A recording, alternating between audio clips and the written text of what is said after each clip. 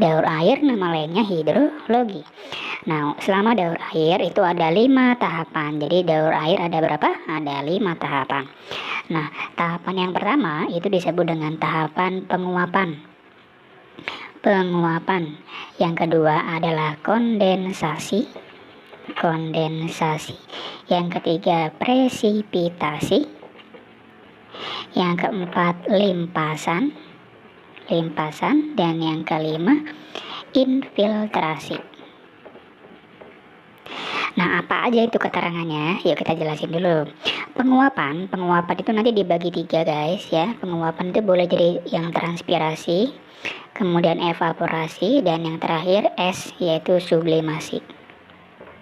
Siapa yang mengalami transpirasi? Yang mengalami transpirasi adalah golongan tumbuhan guys. Kalau yang mengalami evaporasi itu boleh hewan, manusia, atau bahkan air laut itu sendiri. Ini ada air laut menguap, namanya evaporasi.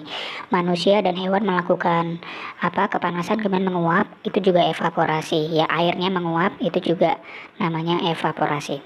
Nah, setelah penguapan itu juga ada namanya nanti ada sublimasi. Sublimasi itu penguapan di kutub es. Ya, jadi di kutub. Kalau yang di biasa, zona-zona biasa cuma ada transpirasi sama evaporasi. Next, kondensasi. Ketika airnya tadi udah nguap ke atas, maka terjadi yang namanya kondensasi. Kondensasi ini nama lain dari pembentukan dari yang tadi uap air diubah menjadi butiran es. Partikel es ya. Air tadi diubah menjadi partikel es di awan ya. Kemudian karena dia kebawa angin, kebawa sana sini kan, kemudian dia menggumpal dan menjadilah yang namanya awan.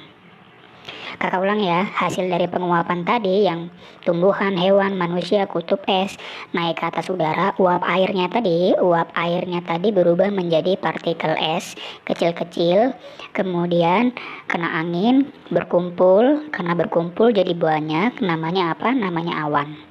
Nah, itu namanya kondensasi ya, pengubahan uap air menjadi awan yang berisikan banyak partikel-partikel es kecil gitu ya. Nah, selanjutnya nomor 3, presipitasi. Kalau dia udah banyak mengumpul, kemudian terjadi perubahan suhu di atas atmosfer, maka dia akan jatuh menjadi butiran-butiran air. Jadi presipitasi ini nama lainnya adalah pengendapan atau turunnya air hujan. Turunnya air hujan dari atas air dari fase setelah kondensasi gitu ya.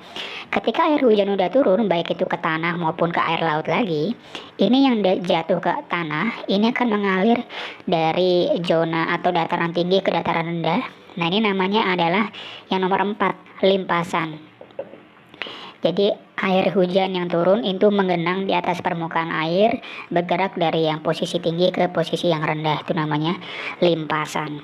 Kalau yang infiltrasi, kalau air hujan tadi jatuh dan dia masuk ke bagian pori-pori tanah, maka namanya infiltrasi. Jadi dia masuk ke bagian pori-pori tanah atau pori-pori batuan. Jadi lewatnya pori-pori tanah. Kalau infiltrasi masuk ke dalam pori-pori tanah. Kalau limpasan cuman bergerak dari tanah yang tinggi ke tanah yang rendah. Simpel ya. Jadi kakak ulangin, untuk daur air cuma ada 5 tahapan, yaitu penguapan, kondensasi, presipitasi, limpasan, sama infiltrasi.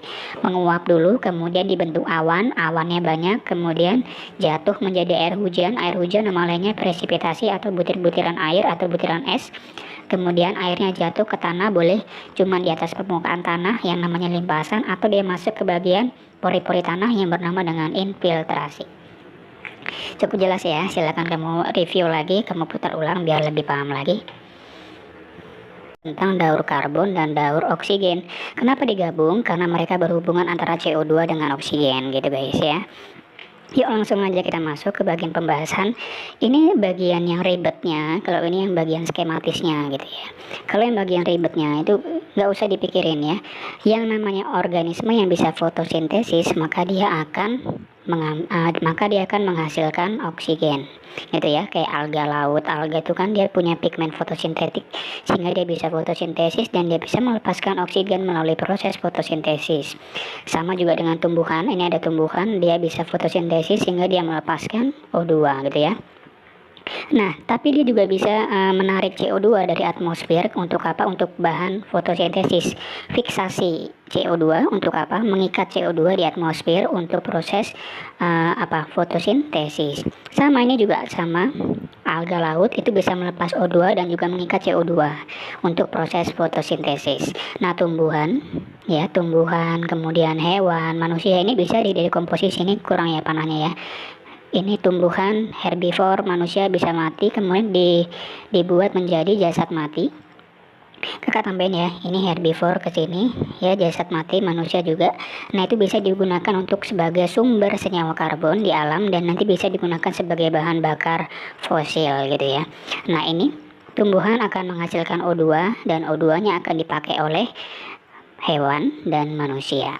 Sama, hewan dan manusia juga akan melakukan proses respirasi selama hidupnya, dan selama proses respirasi berlangsung, manusia dan hewan akan mengambil oksigen. Oksigennya diambil dari hasil fotosintesis yang tumbuhan, dan kemudian mereka, hewan dan manusianya, akan melepaskan karbon dioksida lepas ke udara gitu kan ya. Dan yang melepas karbon dioksida juga bukan cuma hewan dan manusia, tetapi juga ada industri, misal kayak pabrik-pabrik gitu ya. Next, itu simple. Kalau yang skematisnya lebih enak lagi kalau kita lihatnya ya. Jadi di sini ada atmosfer. Atmosfer ini maksudnya di atmosfer ya, di udara ya. Bakteri. Bakteri itu akan menghasilkan gas buangan berupa CO2 ya. Sama juga hewan. Hewan, manusia juga akan melakukan respirasi sehingga menghasilkan CO2. Tambahin lagi nanti pabrik di sini ya. Tumbuhan. Kalau tumbuhan ini bisa keluar masuk. Kenapa? Karena dia bisa menghasilkan oksigen ke atas dan menarik CO2 dari atas untuk ditarik ke dalam tubuhnya untuk proses fotosintesis. Nah, kalau bakteri, tumbuhan, hewan, manusia udah mati, maka akan dekomposisi atau diuraikan dan akan dihasilkan sumber senyawa karbon. Sumber senyawa karbon ini akan mengendap di bagian dasar lautan dan akan menjadi calon bahan bakar fosil. Selanjutnya bahan bakar fosil ini akan menjadi kayak BBM atau BBM ya, yang untuk menggunakan bahan bakar kendaraan. Nah, nanti bahan bakar kendaraan itu akan menghasilkan CO2 kembali kan, sehingga bahan bakar fosil ini secara nggak langsung akan kembali lagi ke udara lewat proses pembakaran di alat transportasi kayak motor dan mobil gitu ya. Jadi daur karbon dan oksigen ini merupakan salah satu materi yang sangat simpel karena cuma bolak-balik aja. Kalaupun ditanya dia prosesnya, kalau proses yang ini kan tahu dong ya, tumbuhan menghasilkan apa ke atmosfer, menghasilkan O2. Berarti kenapa ini? Ini fotosintesis. Ini juga fotosintesis, yaitu fiksasi CO2 dari atmosfer untuk proses fotosintesis. Kalau yang ini hewan dan manusia menghasilkan karbon, apa itu? Berarti itu adalah respirasi ya kan. Ini juga respirasi, tumbuhan menghasilkan oksigen dan digunakan oksigennya untuk kehidupan bakteri dan hewan dan manusia gitu. Daun nitrogen berarti dia ngomongin tentang yang namanya gas nitrogen. Nah, gas nitrogen itu merupakan gas yang paling banyak komposisinya di atmosfer bumi. Jadi O2 itu di bawah nitrogen gitu ya. Nah, kebanyakan dalam bentuk gas itu nitrogen rumusnya adalah N2 atau nitrogen. Kita bilangnya gas nitrogen. Gas nitrogen yang ada di alam ini dapat diikat oleh yang namanya bakteri pengikat nitrogen atau kita bilangnya bakteri fiksasi nitrogen. Nah, kebanyakan bakteri ini biasanya hidup di sini nih, tanaman polong-polongan atau leguminosae ya, tanaman polong-polongan. Nah, di dalam tanaman polongan-polongan itu bagian akarnya terdapat bintil-bintil. Nah, di bagian bintil-bintil tadi ada hidup beberapa jenis bakteri yang dapat mengikat nitrogen atau bersifat simbiosis dengan akar polong-polongan tadi. Nah, jenis bakterinya adalah ini bakteri yang mengikat nitrogen tadi ya. Ini adalah bakteri Rhizobium. Ada bakteri Rhizobium, boleh juga bakteri Azotobacter ya. Jadi boleh Rhizobium, boleh Azotobacter. Sifatnya mengikat nitrogen. Buat apa nitrogennya? Digunakan untuk proses fisiologis atau metabolisme tubuh tumbuhan ya. Nanti bisa juga digunakan sebagai proses asimilasi juga boleh ya. Next, Nah, di sini kamu lihat ada gambar hewan sama gambar tumbuhan ya. Kenapa ada gambar tumbuhan sama hewan ya? Karena ketika mereka sudah mati atau mereka punah atau sudah mati atau udah waktunya, mereka akan dibusukin atau didekomposisi. Nah, makanya kamu lihat di gambar bawahnya itu adalah gambar si dekomposer. Jadi ini gambar jamur dan bakteri. Ya, jadi dekomposer ini jamur, yang tiga ini, sedangkan ini bakteri dekomposisi dibusukin ya. Kemudian nanti hasil pembusukannya itu bisa prosesnya boleh secara aerob maupun anaerob ya. Jadi ini yang fungi atau jamur, sedangkan ini golongan bakteri ya. Nah, ini bisa dibusukin, nama prosesnya adalah dekomposisi. Jadi untuk proses yang di atasnya ini namanya dekomposisi. Hasil dekomposisi akan banyak dihasilkan bahan-bahan organik yang kemudian lanjut di tahapan selanjutnya, yaitu tahapan yang ketiga, yaitu adalah amonifikasi. Jadi setelah dibusukin maka dia lanjut ke bagian tahap selanjutnya, yaitu amonifikasi. Amonifikasi berarti dia pembentukan amonia, amoni. Jadi ngafalnya amonifikasi adalah proses pembentukan amonia atau proses pembentukan amonium. Nah, jadi kamu jangan juga bingung, biasanya kan ada yang ngomongin NH3, ada yang ngomongin NH4. Kakak di sini ngambilnya yang NH4 ya. Jadi kalau yang NH3 itu dia masih berupa kompleks. Kalau udah dibilang NH4+ itu sudah berupa ion.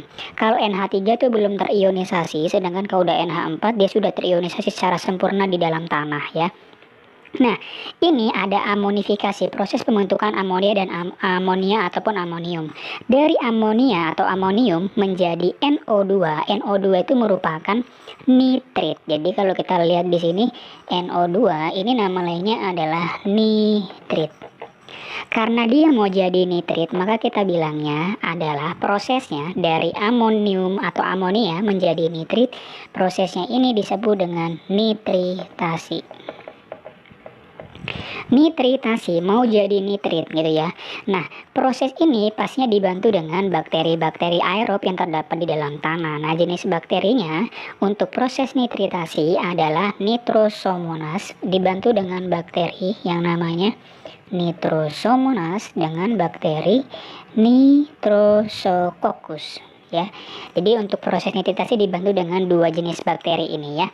Kemudian dari nitrit ini bisa diubah kembali menjadi atau dilanjutkan kembali menjadi yang lebih kompleks lagi senyawanya, namanya NO3-. Namanya adalah nitrat ya.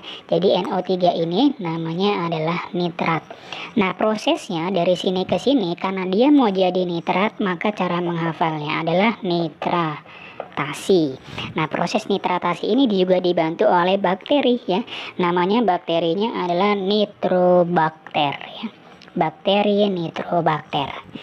Nah, untuk lebih tepatnya, tahapan mulai dari nitritasi menjadi nitratasi, dari sini sampai ke sini, mulai dari amonia atau amonium menjadi nitrit, nitrit diubah kembali menjadi nitrat, ini tahapan ini namanya nitrifikasi. Ya, kakak ulangin, nitrifikasi itu nama lain dari proses pengubahan dari amonia atau amonium menjadi nitrit, kemudian nitrit diubah menjadi nitrat, dibantu oleh beberapa jenis bakteri, gitu ya.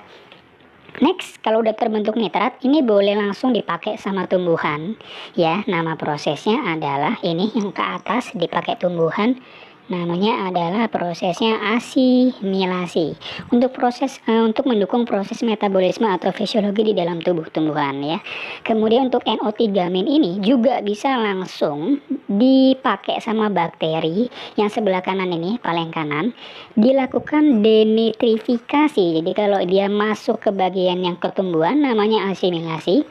Kalau dia dikembalikan ke udara maka namanya adalah denitrifikasi. Denitrifikasi, dilepaskan kembali ke udara menjadi bentuk gas seperti awalnya ya. Jadi nitrat bisa masuk ke bagian tahap asimilasi atau masuk ke tahapan denitrifikasi. Jadi di dalam daur nitrogen ini ada beberapa tahapan yang harus kamu pahamin. Yang pertama adalah ini.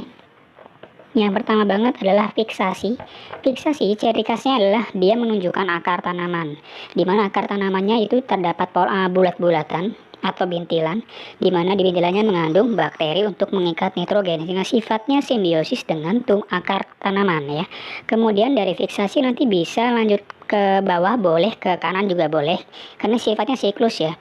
Kemudian dari yang namanya hewan, jika dia sudah mati maka akan didekomposisi oleh dengan bantuan dekomposer, yaitu organisme fungi dan organisme bakteri. Kemudian masuk ke tahapan amonifikasi. Dari amonifikasi lanjut ke bagian tahapan nitrifikasi. Nitrifikasi merupakan tahapan di mana nitritasi ditambah nitratasi gitu ya. Kemudian dari nitratasi terbentuk nitrat, boleh langsung ke tahapan asimilasi atau dia masuk ke tahapan denitrifikasi atau pelepasan nitrogen menjadi bentuk gas seperti awalnya. Kalau asimilasi dia masuk ke tahapan penyimpanan atau digunakan untuk proses mendukung proses fisiologis tubuh tumbuhan gitu.